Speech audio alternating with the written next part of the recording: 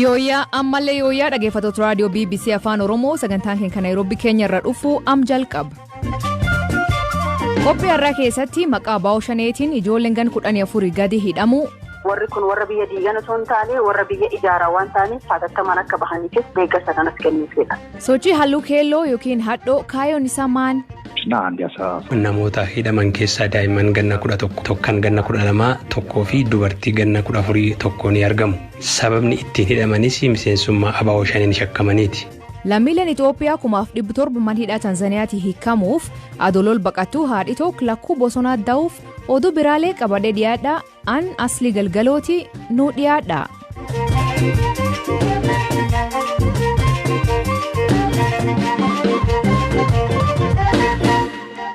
Dhaggeeffattoonni oduutiin jalqabaan Tanzaaniyaan lammiilee Itoophiyaa 1700 kan hidhaa biyyaanii jirtu gara biyyaa deebisuu labsite.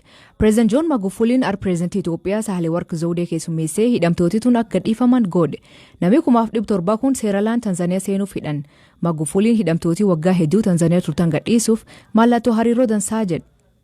Kwa kuzingatia undugu na urafiki uliopo kati ya hizi nchi mbili. Hariiroo biyyoota lamaanii kan ilaallatuun bilisaan akka gadhiifaman hayyamneerra. Pireezidaantii biyyattiitti himaan ture. Daandiin xiyyaaraa Itoophiyaa guddaadha. Diriimlaayinar namoota 260 qabatu yoo ramadan marsaa lamaan imala asii sa'a lamaan baqattootni 520 biyyatti galu jechuudha. Imala marroo 5tti eerbaasii tokko yoo dabalan baqattootni hunduu kan gariin waggaa 7 oliif Tanzaaniyaa turan dabalatee biyya isaaniitti deebi'uun dinagdee biyyattii deeggaruuf carraa argatu jechuudha. Osoollee namni har'aa qabame jiraate biyyatti deebifama taanaan akka bahan nan hayyama. Kun hariiroo gaarii biyyoota lamaan gidduu jiruuf agarsiiftuudha.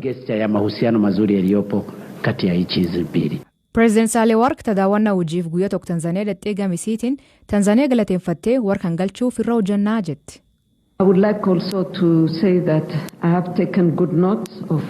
Waan pireezidaantiin waa'ee godaantota seeraan alaa amma manneetii hidhaa Tanzaaniyaa garaa jiran dubbatan gaariitti qalbeeffadheera. Waan danda'amu hunda asitti ni goona. Embasiin keenya as jirus hordofuudhaan ba'aa isinirraa salphisuu ni yaala. Bilisaan gara biyya isaanii akka deeman waan eeyyamtaniif galatoomaa. So far as they go back to their country.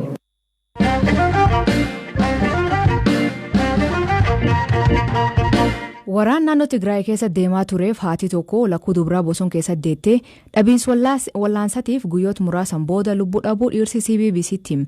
Dhalattuuwwan isaa lol kan irra ittisuuf korojoo kaa'ee gara Suudaanii takka baqate dubbata. Lakkuuwwan isaa Dooktara Ameerikaa kunuunsuun argachuu jira. Baknagaan jirga'uu fi waan kararraatti isaan erga'ee Abraa Hakinfeetitti nutti hima.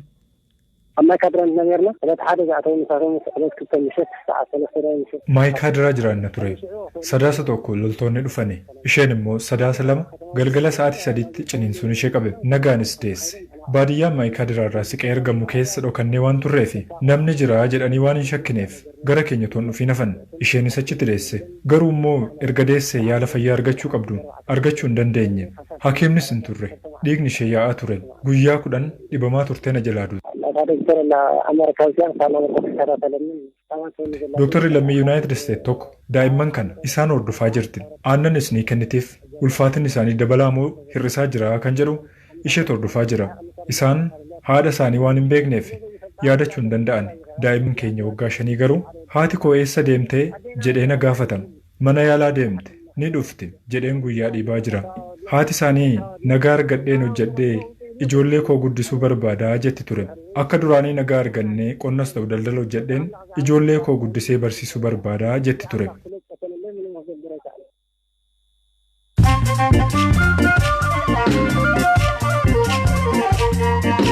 Dhaggeeffattoonni amma oduu gaggabaaboo addunyaa isaanii dhiyeessaa jalqabaan mootummoonni naannoo Oromiyaa fi Soomaalii misoomaaf nageenya isaanii jajjabeessuuf waliigaltee waggoota 5 waliin mallatteessuu miidiyaaleen biyya keessa gabaasan.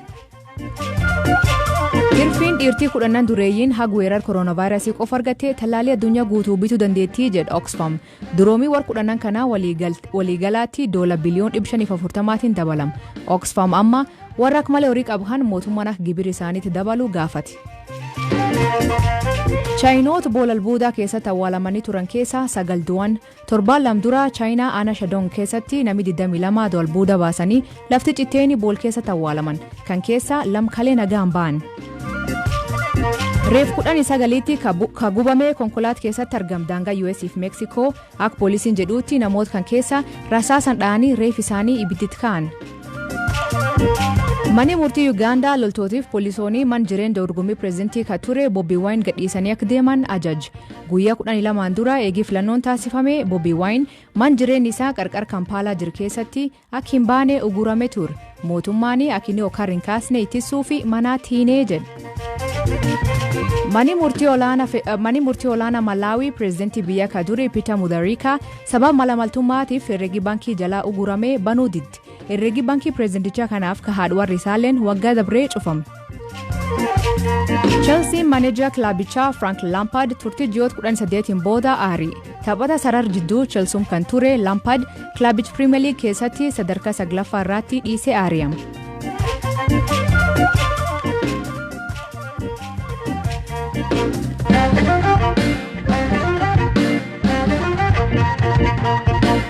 Ijoolleewwan 14 gadiitti maqaa obbo Shaneetiin Gambeelaa hidhamanii uleen dandamee hin qabne jedhu Koomishin Mirga Namoomaa Itoophiyaa.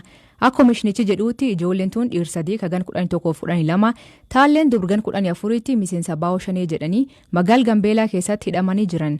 Haalli hidhamtoota manneen hidhaa naannoo Gambeelaa keessa jiran hamaa ta'uu himee ariitiin akka dhiifaman koomishinii gaafate. Galaana Balaay gabaas qaba.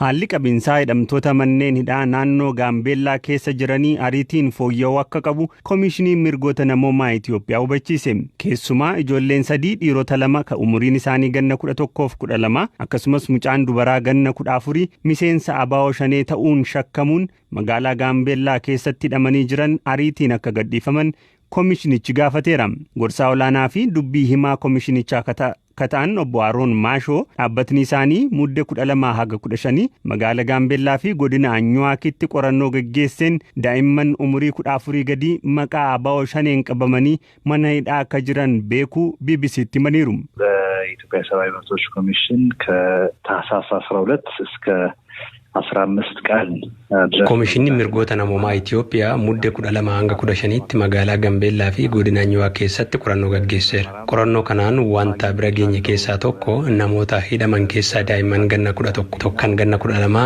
tokkoo fi dubartii ganna 14 tokko ni argamu. Sababni ittiin hidhamanis miseensummaa Obbo Shaneen shakkamaniiti. Haala qabinsa mana hidhaa saniis ilaaluun aangawoota dhimmichi ilaallatuuf yaada dhiyeessinee turre. Koomishinichi aangawotaaf yaada erga kennee boodas haga ibsi isaanii har'a ganamaa bahutti daa'imman kun akka hin gadhiifamne obbo Aroon dabalanii himaniiru. እንግዲህ እስከ መግለጫው እስከወጣበት ሰዓት ድረስ እንዳልተፈጸመ hanga yeroo ibsi kun bahetti akka hin gadhiifamin mirkaneeffachuu dandeenyeerra. Kana ilaalchises hanga ammaatti gabaasni haaraan nu qaqqabe hin jiru. Aangawoota dhimmichi ilaallatu waliin haasa'aa jirra. Dhiyeenyatti ni gadhiifamu jennee abdanna. Naannolee Oromiyaa biroo keessattis akkuma kan magaala Gaambeellaa kana daa'imman hidhaman jiru jettanii yaaddoo qabdu jedhamanii ka gaafataman obbo Aroon ammatti naannoo biraatti ragaa akkasii akka hin qabne dubbatan. Naannicha keessatti haalli qabinsa hidhamtootaa fi mirgi bilisaan socho'uu paartilee mormitootaa fooyya'uu dhabuun akka isa yaaddesses koomishinichi beeksiseera. Dabalataan TPLF maallaqaaf karaa adda addaan deeggartu akkasumas uummata jidduutti walitti bu'insa kakaasuuf yaaltan jedhamuun dhalattootni Tigraay 90 ta'an hidhaa jiraachuu gabaasi koomishinichaa wixataa har'aa ni mul'isa. Namoonni kunniin poolisii federaalaanis ta'e kan naannichaan qorannoon akka irratti hin eegalamne hima. Koomishinichi wayita daawwannaa godhetti qorannoon akka eegalamu hagasittuu mirgi wabii isaanii eegamee fi akka gadhiifaman hubachiisus haga ammaa gadi hin dhiifamne jedhe. Koomishinarri Koomishinii Mirgoota Namoomaa Itoophiyaan Dr. Daani'el Baqqala wantoonni xiyyeeffannoo mootummaa Gaambeellaa barbaadan hedduun jiraatanillee dhimmi daa'imman hidhamanii fi namoota mirga wabii malee hidhaa jiranii xiyyeeffannaa hatattamaa barbaadaa jedhan. Namooti sababa miseensi maatii isaanii paartii mormituu keessa jiraniif qofa hojiirraa ari'aman jiraachuu fi kanneen fedhii isaanii malee paartii badhaadhinaaf buusaa jedhamanii miindaa isaaniirraa maallaqa citu jiraachuu simeera. Dhimmi buusii paartii badhaadhinaa koomishinichi hoogganoota naannichaa waliin erga marii taasisee booda sirreeffamu koomishinichi ibsa isaa har'aa keessatti eeree jira.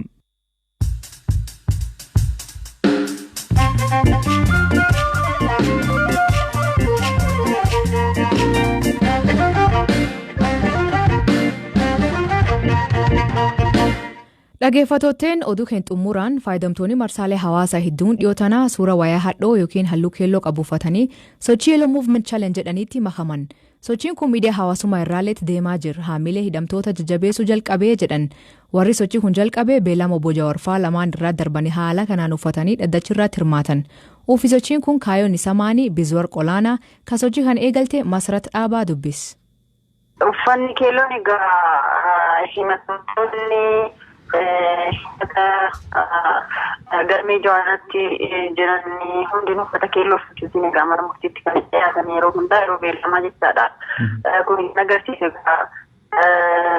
namoonni jiran murtiin argannee gaafa beellama isaanii uffata keelloo uffachuutiin gara mana murtiitti deddeebi'u. Kanaaf isaan fakkaachuuf wajjiniin jirraa wajjiniin hidhamnee jennee isaan bira dhaabbachuu fi isaan deeggaruuf sana uffachuutiin guyyaa jalqabaa baane. Kana booda erga manni murtii dhaddachi sun banaa ta'uu erga ibsamee beellamawwan lamaan irratti haala saniin dhiyaannee yeroo itti aanutti egaa namoonni baay'een uffatanii haala saniin dhiyaachuu danda'anii jiran jechuudha. Uffannaa keelloon kun isin wajjin jirraa jechuudhaan kan hafe wanni isin jalqabdan kun amma miidiyaa hawaasummaa irratti baay'inaan mul'ata. Sochiin akka Yellow Challenge jedhame kun galma akkamii qabaata? Egaa deeggarsawwan akkanaa yookiin sochiiwwan akkanaa kun biyya kanatti yoo nurratti argameen alatti addunyaa irratti baay'ee beekamaa. Afrikaattis akkasuma jechaadha.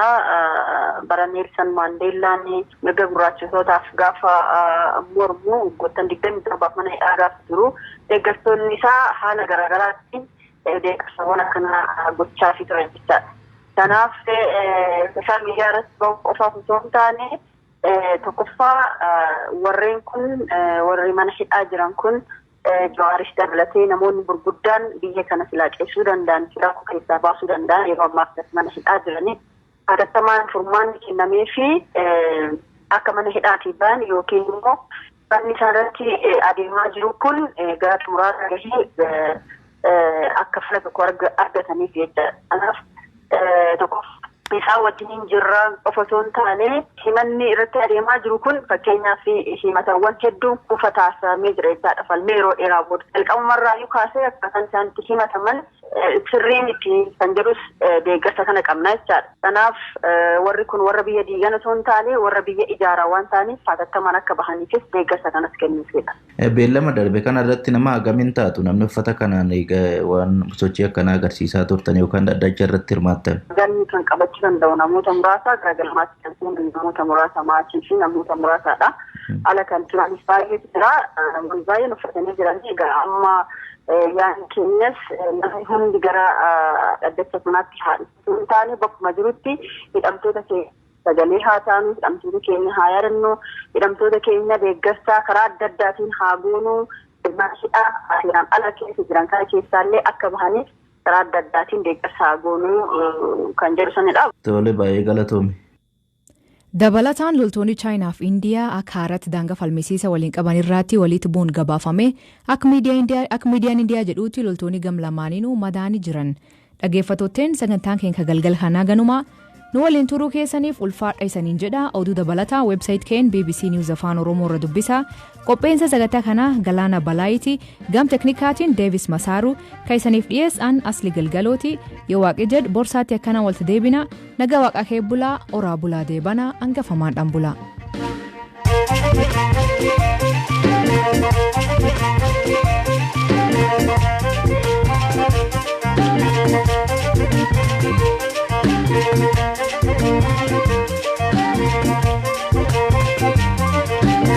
Thank you.